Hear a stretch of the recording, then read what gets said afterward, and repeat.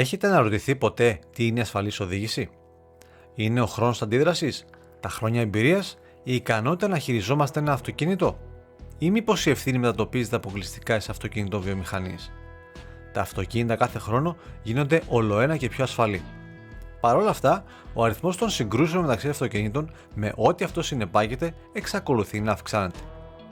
Κατά πολλούς, η εισαγωγή τεχνολογιών στα αυτοκίνητα, σε συνδυασμό με την έπαρση που έχει κάποιος όταν κάθεται πίσω από το τιμόνι, έχουν κάνει τα πράγματα χειρότερα, καθώς όλοι αυτοί οι παράγοντες οδηγούν τα άτομα να πιστεύουν πως δεν μπορεί τίποτα να πάει στραβά.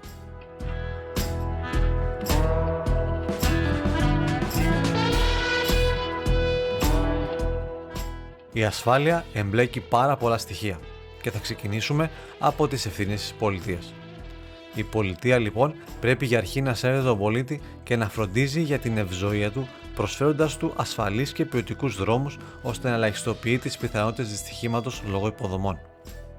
Πρέπει επίσης να οργανώνει ένα αυστηρό πλαίσιο εκμάθησης των βασικών αρχών του τρίπτυχου οδήγηση δρόμος αυτοκίνητο σε ένα χρονικό διάστημα ικανό ώστε οι υποψήφιοι οδηγοί να εντρυφίζουν τις αρχές αυτές. Το δεύτερο σκέλος είναι ο οδηγός και η οδηγική του παιδεία. Και οι δύο αυτοί παράγοντες είναι εξαιρετικά υποτιμημένοι και σε καμία περίπτωση στο επίπεδο που θα πρέπει να είναι. Ο οδηγός, χωρίς γνώση του αντικειμένου, ακόμη και αν οδηγεί ένα καλό και ασφαλές αυτοκίνητο πάνω σε άριστους δρόμους, μπορεί να γίνει αιτία δυστυχήματος. Επίσης, ο οδηγός που παραμελεί τη φροντίδα του αυτοκινήτου του μπορεί να γίνει αιτία δυστυχήματος. Και αυτό μας οδηγεί στον επόμενό μας συλλογισμό, την οδηγική παιδεία. Είναι γνωστό πως οι υποψήφιοι οδηγοί δεν εκπαιδεύονται για να οδηγούν, αλλά για να πάρουν απλά ένα δίπλωμα οδήγησης, οδηγώντας τους, άπειρους στο σύνολό τους, να οδηγούν οχήματα εντελώς απροετοίμαστοι. Σε προσωπικό επίπεδο, ο οδηγός θα πρέπει να γνωρίζει τα μηχανικά μέρη του αυτοκινήτου, βασικές αρχές φυσικής που αφορούν την ταχύτητα, την επιτάχυνση στην ακινησία, καθώς και την πλευρά της κινητικής ενέργειας και ορμής που έχει ένα όχημα καθώς κινείται. Δυστυχώς, αυτό είναι κάτι που δεν συμβαίνει.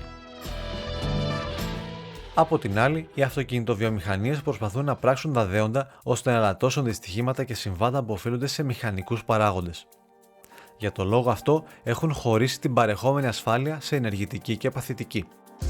Η σωστή ανάρτηση, το σύστημα ABS, το σύστημα ελέγχου γλιστρήματος, η EBD, τα φώτα καθώς και τα ελαστικά είναι κέρια εργαλεία του συστήματος της ενεργητικής ασφάλειας. Η παθητική ασφάλεια περιφέρεται γύρω από τη διατήρηση της ανθρώπινης ζωής. Αφορά την αποφυγή της παραμόρφωσης της καμπίνας των επιβατών, καθώς και να μην χτυπούν οι επιβάτες και ο οδηγός στο τιμόνι, στο ταμπλό και στα καθίσματα σε περίπτωση σύγκρουσης. Έτσι, αναπτύχθηκαν κατά κύριο λόγο οι ζώνες ασφαλείας και οι αερόσακοι. Υπάρχουν καταστάσεις στην οδήγηση στις οποίες ο οδηγός δεν έχει έλεγχο και θα πρέπει να προσαρμοστεί. Μερικές από αυτές είναι η οδήγηση σε κακές καιρικές συνθήκες όπως η βροχή, η λάσπη, το χιόνι ή και ο πάγος. Άλλες συνθήκες είναι η νυχτερινή οδήγηση και η ομίχλη. Με τον όρο βρεγμένος δρόμος συνήθως εννοούνται δύο είδη οδοστρώματος. Αυτό που είναι ελαφρώς βρεγμένο και πολύ επικίνδυνο και αυτό που είναι εντελώς βρεγμένο. Στην περίπτωση του εντελώς βρεγμένου δρόμου, τα ελαστικά παίζουν καθοριστικό ρόλο στην ασφάλεια. Οι αυλακές που έχουν μπορούν να εκτοπίζουν το νερό εξασφαλίζοντας τη συνεχή επαφή του ελαστικού με το οδόστρωμα. Η πρώτη περίπτωση είναι άκρως επικίνδυνη. Η ύπαρξη λίγου νερού δημιουργεί με τις διάφορες ουσίες που βρίσκονται πάνω στο οδόστρωμα ένα είδος γλίτσας. Τα ελαστικά εδώ δεν έχουν κάποιο ουσιώδη ρόλο και χρειάζεται προσεκτικός χειρισμός του οχήματος από τον οδηγό. Η περίπτωση αυτή ονομάζεται αλλιώς και μαύρος πάγος. Αν το νερό είναι πολύ, υπάρχει ο κίνδυνος της υδρολίσθησης. Στην υδρολίσθηση, τα ελαστικά λόγω της μεγάλης ταχύτητας δεν προλαβαίνουν να εκτοπίσουν το νερό, με αποτέλεσμα να ανεβαίνουν στον όγκο του νερού, οδηγώντας τον οδηγό στο να μην έχει κανένα έλεγχο για το όχημά του. Η λάσπη, το χιόνι και ο πάγος είναι μερικές από τις συνθήκες που δεν αντιμετωπίζει κάποιος συχνά, αλλά είναι καταστάσεις στις οποίες διακυβεύεται η ασφάλεια. Για την ασφαλή οδήγηση χρειάζονται προσεκτικοί χειρισμοί, αλυσίδες και χαμηλή και σταθερή ταχύτητα ώστε να φτάσουμε ακέραιοι στον προορισμό μας. Η οδήγηση τη νύχτα αλλά και σε περιβάλλον ομίχλης δημιουργούν περιορισμένη ορατότητα στον οδηγό. Τα φώτα ομίχλης, οι διαχωριστικές γραμμές, οι ανακλαστήρες στα στοιχεία του δρόμου όπως κολονάκια και μπαριέρες είναι μερικά από τα εργαλεία που έχει ο οδηγός για να αντιληφθεί τη θέση του στο οδόστρωμα. Κριτήριο για τη σωστή λειτουργία παραμένει η χαμηλή ταχύτητα για την έγκαιρη αντίδραση σε οποιαδήποτε κατάσταση ανάγκης. Και φτάνουμε πλέον στη νούμερο 1 πηγή για την ασφάλεια: τον άνθρωπο. Η ασφάλεια ενός οδηγικού εγχειρήματος ξεκινάει από τη βέλτιστη φυσική και πνευματική κατάσταση του οδηγού. Οι νέοι οδηγοί οφείλουν να το καταλάβουν αυτό και να το επιδιώκουν συνεχώς.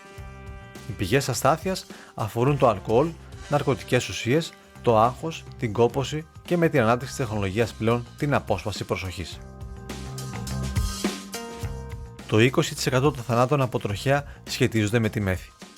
Το αλκοόλ μειώνει δραστικά τις νοητικές διεργασίες και κατ' επέκταση την αντίδραση σε περίπτωση απρόσμενων καταστάσεων. Ταυτόχρονα δημιουργεί την ψευδαίσθηση μιας αυξημένης αυτοπεποίθησης. Οι ναρκωτικές ουσίες μπορεί να επηρεάσουν τον ανθρώπινο οργανισμό είτε διηγερτικά είτε κατασταλτικά. Οι ουσίες αυτές μπορεί να παραμείνουν για εβδομάδες στον οργανισμό ενώ επηρεάζουν τον έλεγχο και την αυτοσυγκέντρωση του οδηγού. Ορισμένες μάλιστα μπορεί να προκαλέσουν μια ψευδή αντίληψη του περιβάλλοντος. Το άγχος ως ένα σημείο είναι μια φυσιολογική κατάσταση του ανθρώπου.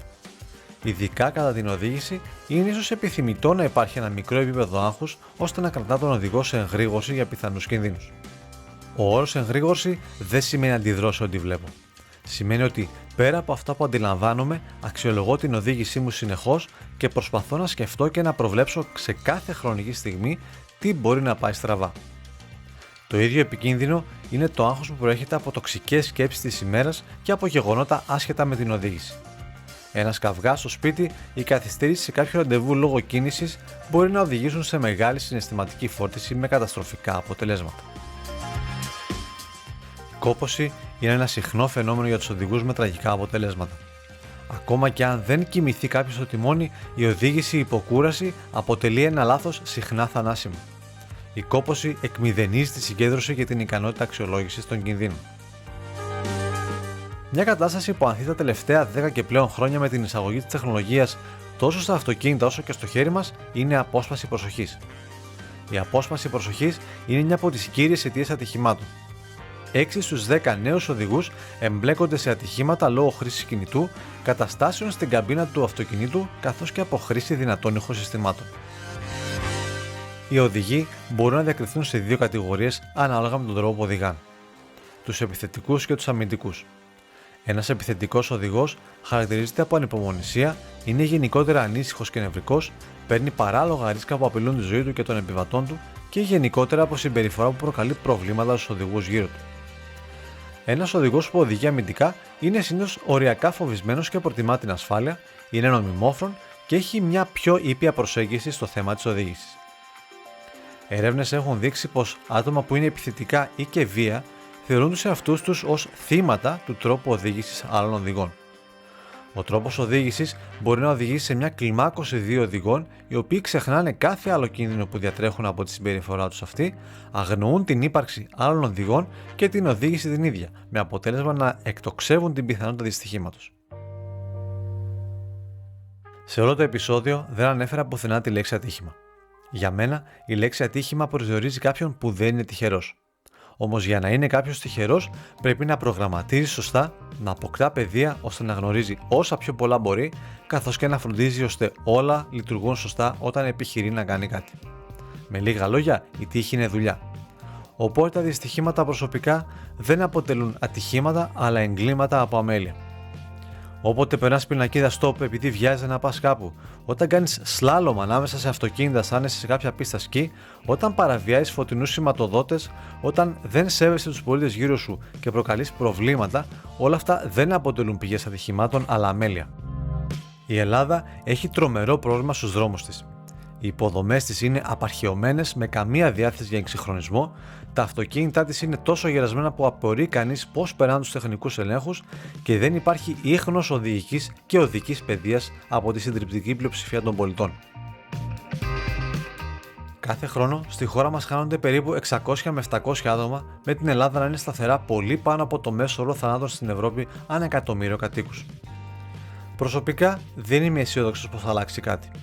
Καθημερινά βλέπω ποδηλάτες σε αυτοκινητόδρομους, περιπατητές σε επαρχιακές οδούς, θεωρώντας πως εκείνο είναι το κατάλληλο μέρος για να ασκηθούν, Άτομα τρίτης ηλικίας να μην έχουν συναίσθηση του κινδύνου που αντιμετωπίζουν καθώς περνάνε οδικά δίκτυα φορτωμένοι με ψώνια, και σκέφτομαι τελικά, αν κάποιο από αυτά τα άτομα σκοτωθεί από πολίτη ο οποίος απλά οδηγούσε, ποιος φέρει την ευθύνη?